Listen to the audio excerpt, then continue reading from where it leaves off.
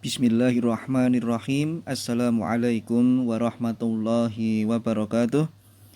Alhamdulillahirabbil alamin wa bihi nasta'inu ala umuri dunya waddin. Assalatu wassalamu ala asrafil anbiya wal mursalin wa ala alihi washabihi ajmain. Amma ba'du. Ahlan wa sahlan bikum jami'an ikhwah fillah. Tulab santri kelas 8 MKW Putra yang dimuliakan oleh Allah Subhanahu wa taala. Alhamdulillah pada kesempatan kali ini dengan rahmat Allah taala kita bisa berjumpa kembali untuk melanjutkan kegiatan KBM online kita khususnya di mata pelajaran An-Nahwu. Pertemuan sebelumnya, adik-adik sekalian, kita sudah selesai membahas terkait dengan tema bab utama, yaitu isim mufrad yang keluar dari kaidah umum i'rab isim mufrad ya, atau pengecualian kaidah umum i'rab isim mufrad, yaitu ada 4 jenis.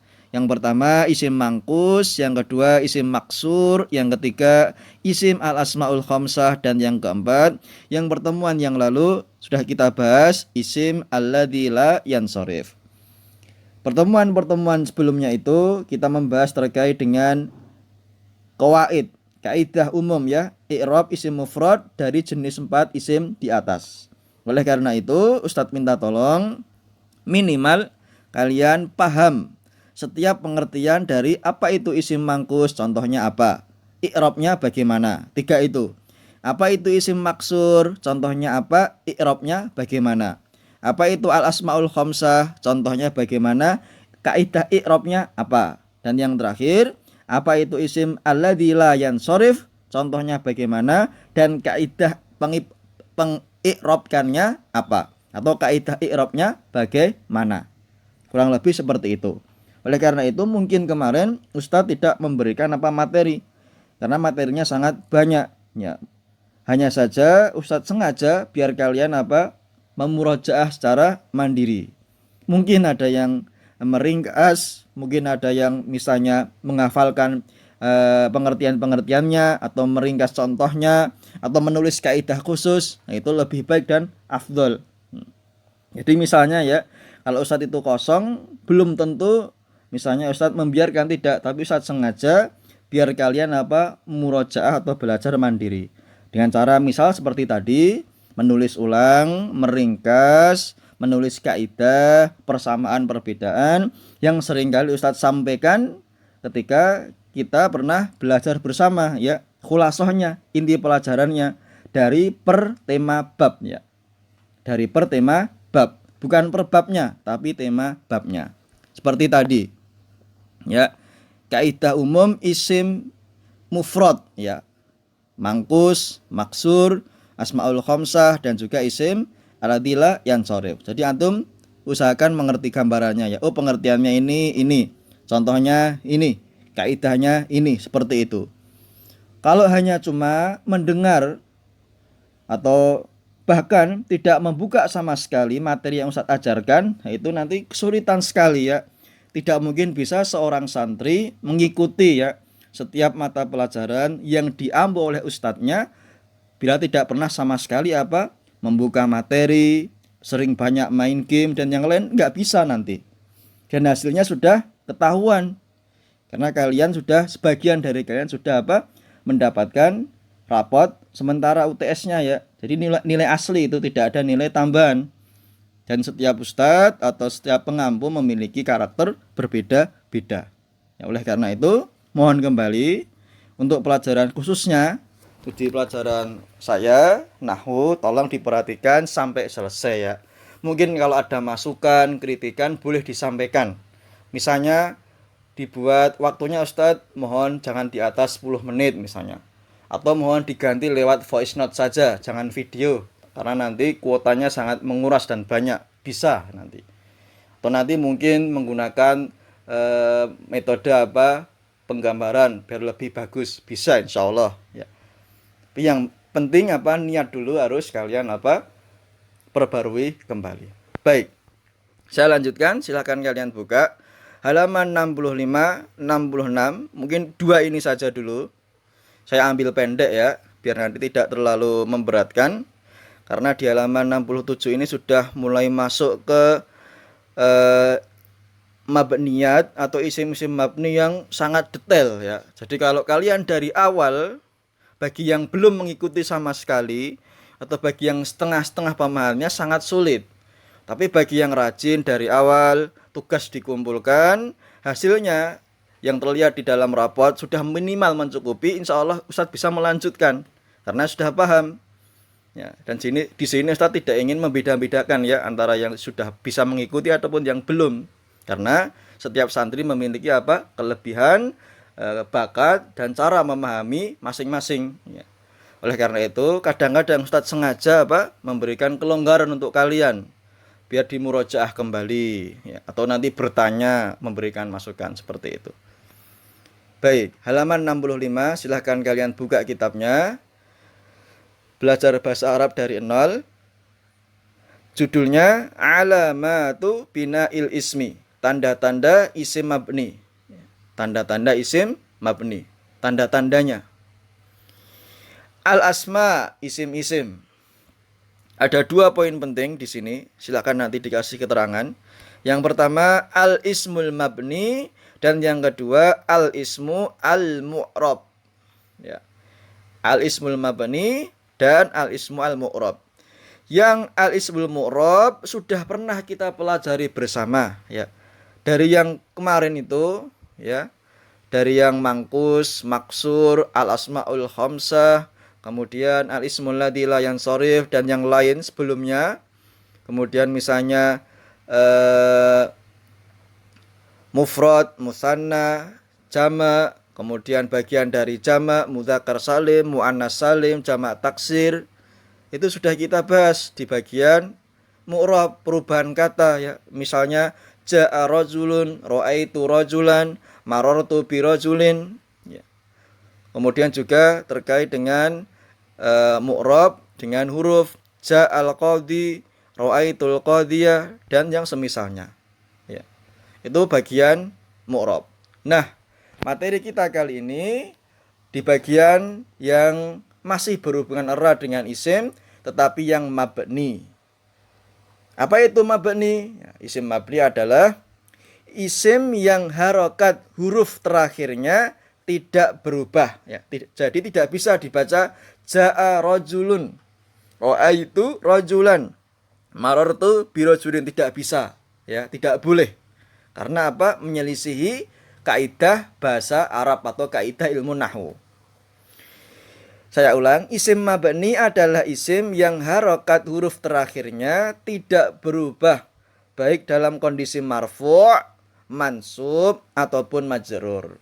Berbeda dengan yang mu'rab yang telah kita bahas sebelum-sebelumnya. Biasanya kalau isim mu'rab, entah itu yang mufrad, entah itu yang musanna, entah itu yang jama', baik itu jama' mudzakkar salim, jama' muannas salim, jama' taksir, isim maksur, isim mangkus, al-asmaul khamsah ataupun isim la yansharif, itu setiap menjadi marfu' memiliki tanda masing-masing. Mansub juga memiliki tanda masing-masing. Majrur pun juga memiliki tanda masing-masing.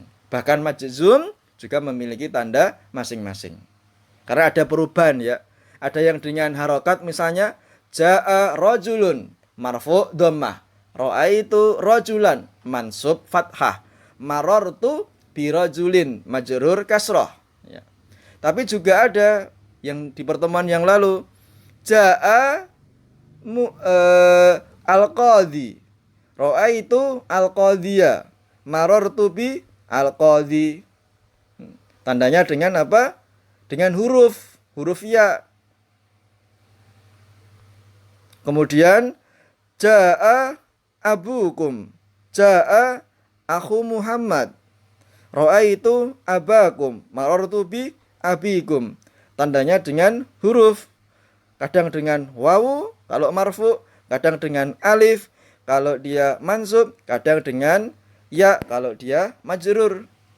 Dalam asmaul khamsah yang menjadi idhofah seperti itu. Itu semua tadi yang secara umum Ustadz pernah sampaikan atau pernah kita pelajari bersama, itu bagian yang mu'rab. Apa mu'rab? Perubahan harokat huruf terakhir dari suatu isim ya, perubahan harokat. Tapi yang materi kita kali ini nanti seterusnya sampai selesai itu namanya isim mabni yang harokat huruf terakhirnya sama sekali tidak berubah. Nggak ada pengaruh itu marfu, mansub, majrur, pengaruh perubahannya tidak ada. Karena memang mabni. Contoh mudah yang dulu pernah diberikan di dalam kitab ini misalnya ini halaman 53, silahkan dibuka kembali ya. Isim mabni adalah isim yang tidak berubah harokat pada huruf terakhirnya. Contoh hadza. Maka penerapannya dalam sebuah kalimat jaa hadza, ra'aitu hadza, marartu bihadza. Tidak ada perubahan yang mencolok atau memang tidak ada perubahan. Karena apa? Hadza ini mabni. Jaa hadza tidak boleh, jaa hadzu tidak boleh.